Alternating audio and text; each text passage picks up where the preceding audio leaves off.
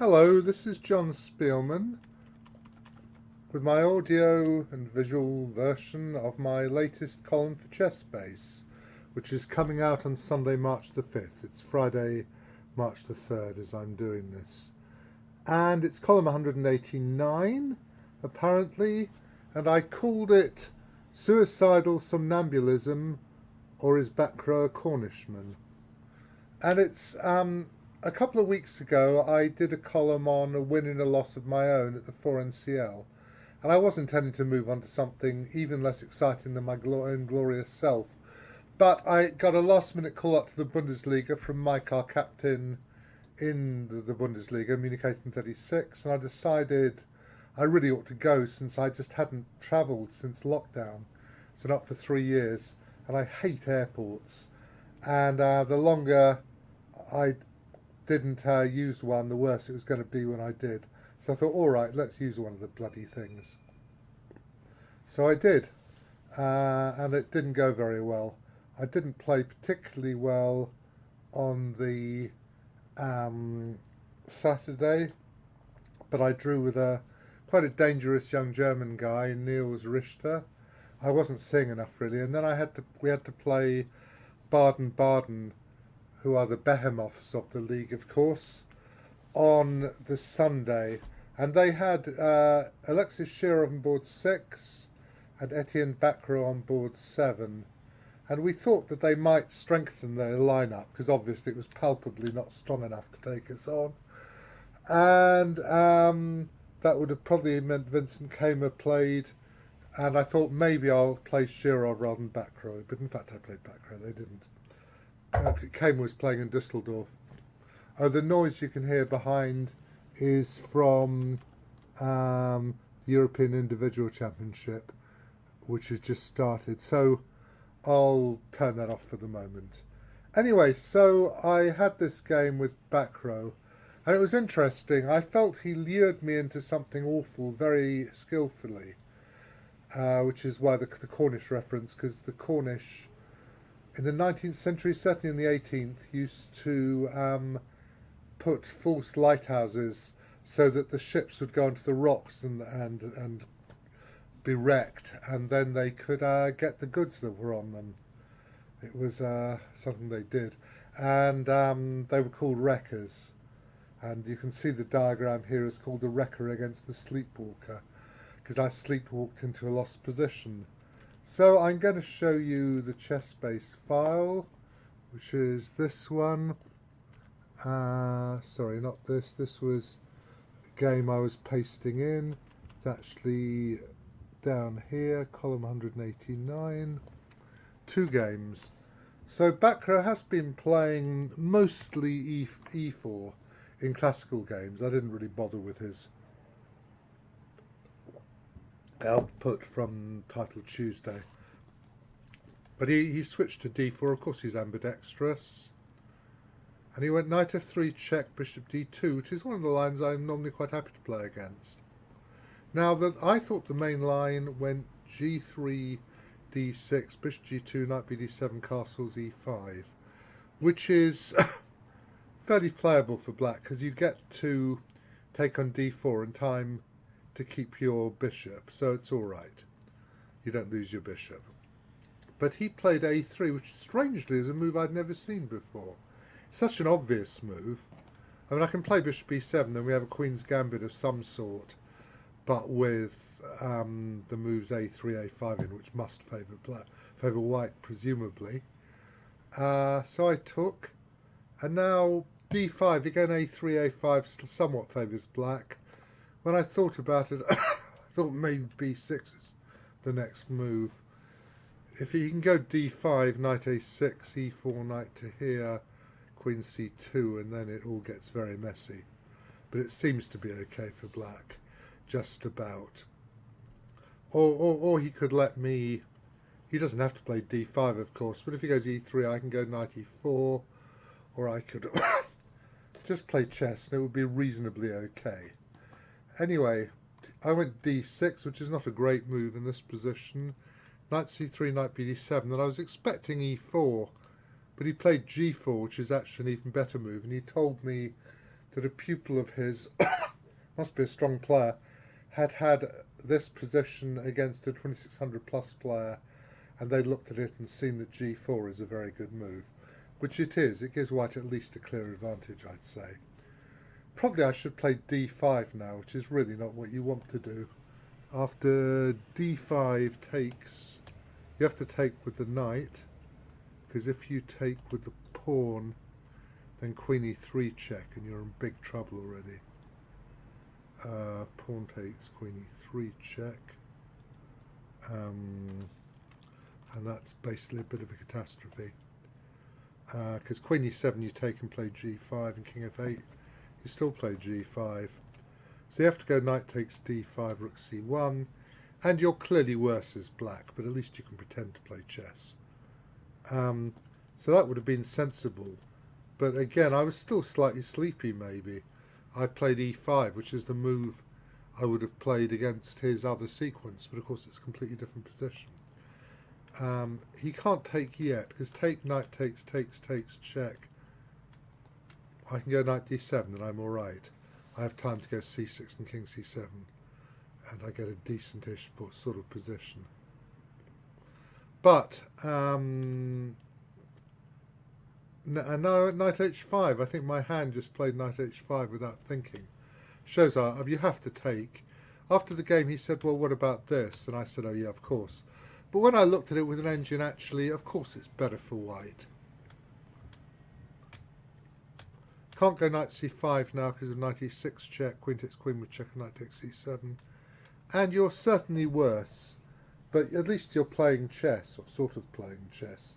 I don't think you can castle yet, because then queen f2 makes the knight an e5 maybe sufficiently stable. Not sure about that. I mean, it's very dangerous, this position, but at least you've got some chances to fight. And I didn't have as the game went. So, what happened was that I played knight h5. And now he takes, and I can't take with the knight because he takes, and sorry, let's go, takes, let's go here, and I should actually slightly reset. I should put knight e5 up, shouldn't I? I should move it up. Okay. Plus minus. Simply, we don't need to have a rook b8. Delete remaining moves, and it's hopeless too. Okay, so rook d1. I mean, he can castle as well, but then knight c5 at some moment might at least threaten to fork on b3 or something, so he doesn't need to. And okay, I looked at rook a6, but then I thought this was ridiculous. There's a line that goes like this.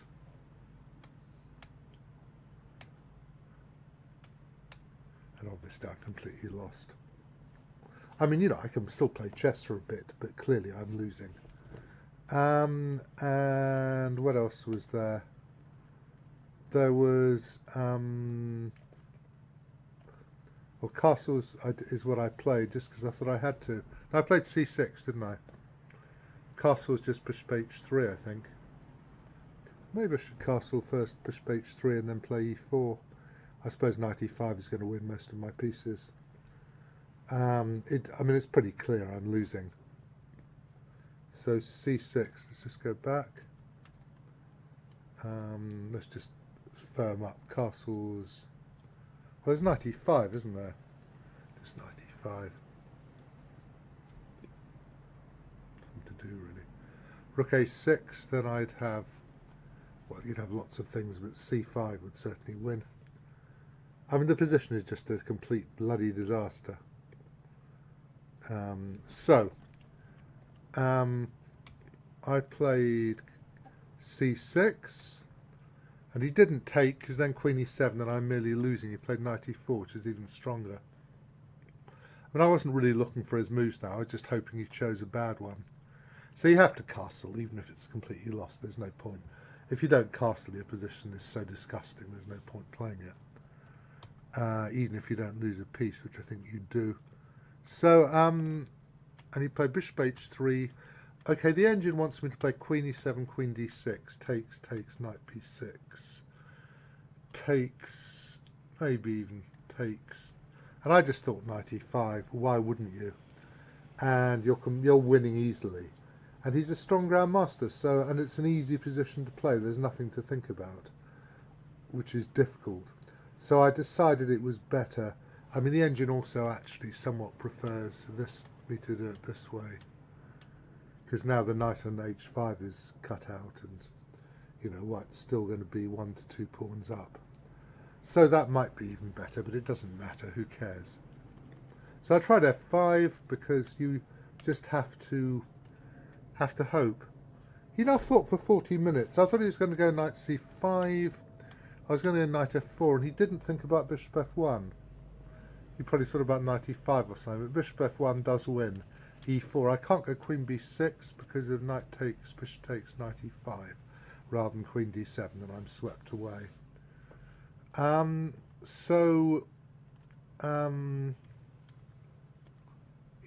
queen takes, pawn takes, knight e6, and white wins the exchange for nothing, really.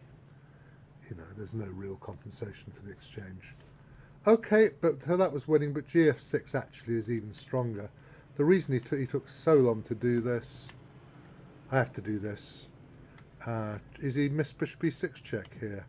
But when he played it, I just looked at this and thought, Gurk. If I want to go knight c5 to offer the exchange to get some sort of vague simulacrum of a position. But I mean, if I do, he goes here actually. I might as well take, because otherwise he can go knight h6 double check and bring the other knight in. Check, queen to there, knight d6 check. Take, resigns. It's even worse than what I got actually. So I tried h6. I don't know, the engine said something about g6, but so what? Again, queen d6 is very sensible. King to there, rook g1. Knight e8, I mean, he's trying to take and g7. Okay.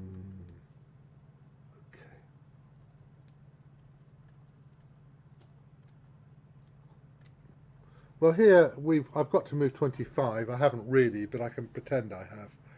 And I'm completely lost. And a miniature game is 25 moves or less, or fewer.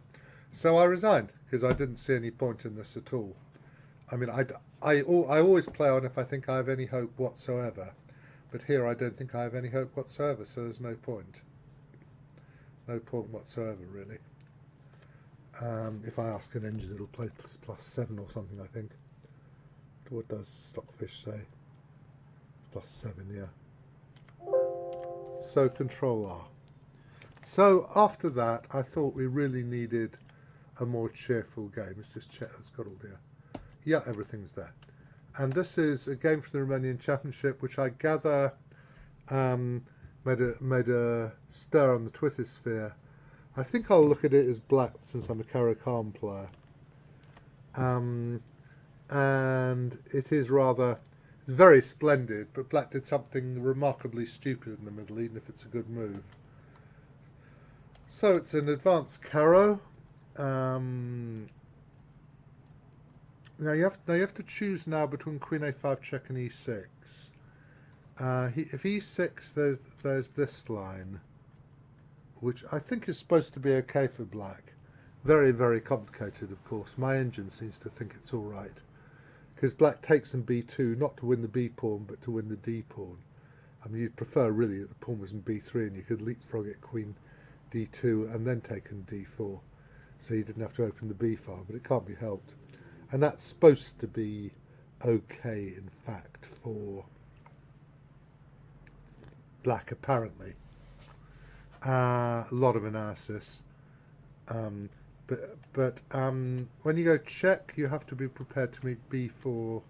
I went queen a6 in a game, and this is not an easy position to play. I managed to lose it very badly against this Irish guy in last season for NCL. I've just given the game very quickly, but it's not easy. And so b4 takes here. You can play this move.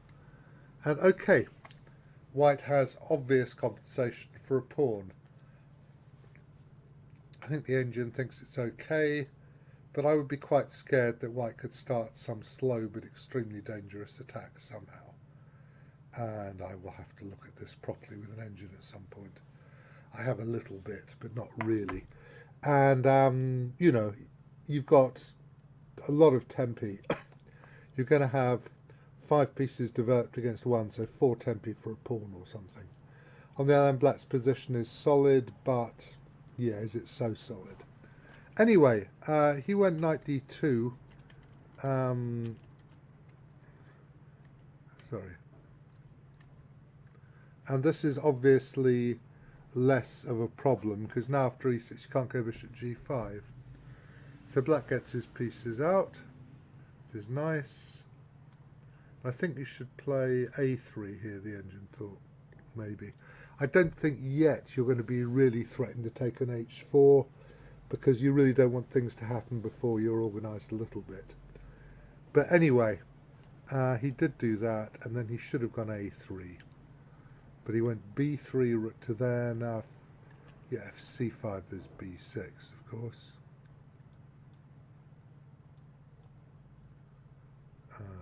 c5, dubious b6, who slam. I assume that's true, because you're breaking it up in an unpleasant way. And he went b3, c5. And strangely, it's black who's got a lead in development here rather than white, because white's pieces are all gunned up a bit. So he took. Now knight c6 actually would have been really strong. One particularly unpleasant line goes like this, and actually black is winning immediately, apparently, which is a bit of a surprise to me, but maybe not that big a surprise. There are all sorts of awful things happening. I don't know quite. B4, I suppose we take it, don't we? Take the rook and take in. We just got too many pieces aimed at white. White's all over the place. Okay, but he took the pawn, which is also okay. Knight f1, and here knight c6 would have given a clear positional advantage. Just a nice position. White's got weaknesses on the queen's side. It's just a bit better for white. Always a bit better for white, and you know, for black, sorry. White's got a weak e5 pawn, a weak c5 pawn. And apparently f6 might be an even better move than king f8. But this is clear advantage. White's pawns are weak. e5 and f4 pawns are weak. Which he has no compensation. No compensation whatsoever. Okay, but the guy went d takes c4, and okay, it may be a good move, but it's just completely insane, because of course you're going to sacrifice the queen, and now the game, who knows what's going on. I mean, maybe it's good for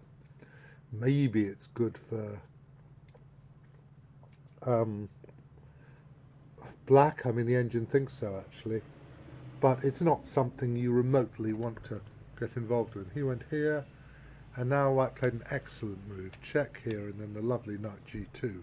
Because, of course, the queen takes rook, you have knight f4 check, and knight takes pawn check. And now it's really dangerous already. In fact, knight h6 is still good for black, in fact. You give up the rook, and you go there. Now, if he goes rook a1, you go queen d1 check, and that's catastrophe total. So you have to give check here, rook to there, queen c3, rook b1 check here, knight g4, and it's black who's attacking, so it's all a disaster. Knight to there, c3, horrible move for white to deal with. Knight takes that, and I think if knight f7, queen e4 is probably more or less mate. Well, it's certainly good, and you just look and see, is there queen e4 check will win, won't it, because you can take the rook. So this is a winning position for black. Okay, well that was not so easy to see. Lucky he didn't find it really, because he went knight g3, which is quite a natural move. And now knight takes f7.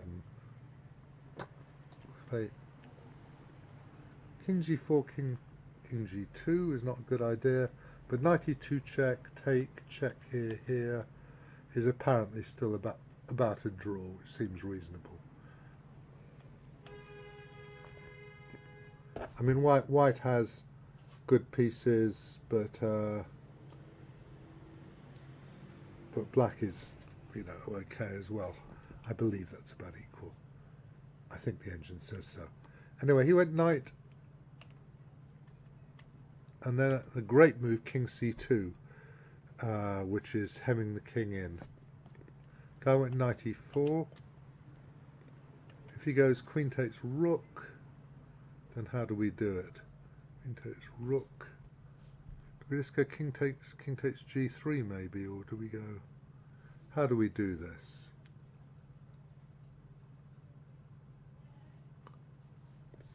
I didn't think about this properly. I should have done.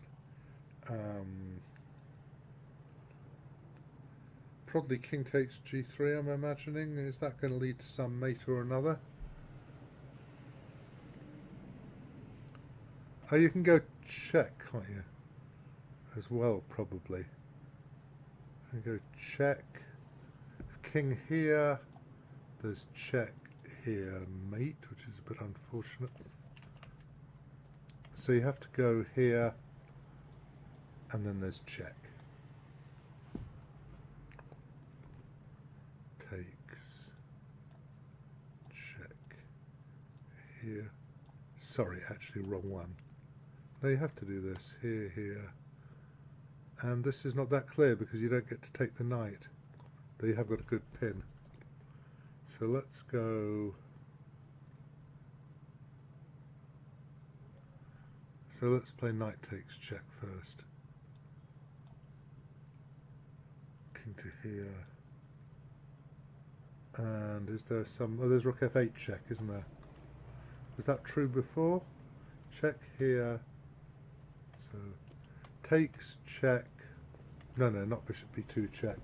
Knight c4 check, king f5, and I think we're getting there, aren't we? I mean, I know I could do it with an engine. King f5, rook to there checks, king e4 f3 is actually mate. King to there, check here. So lots of horrible things. And he went knight e4. Bishop b rook f8, threatening all sorts of horrid horrors. King g4.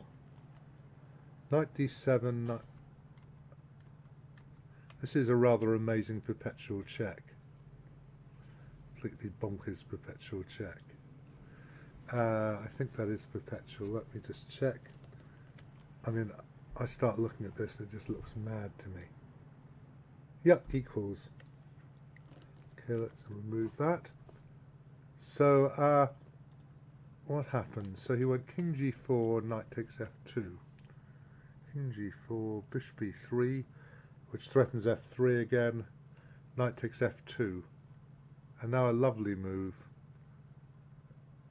Knight d5.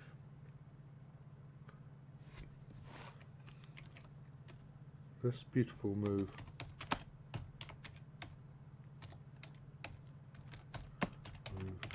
Vacates f4 with tempo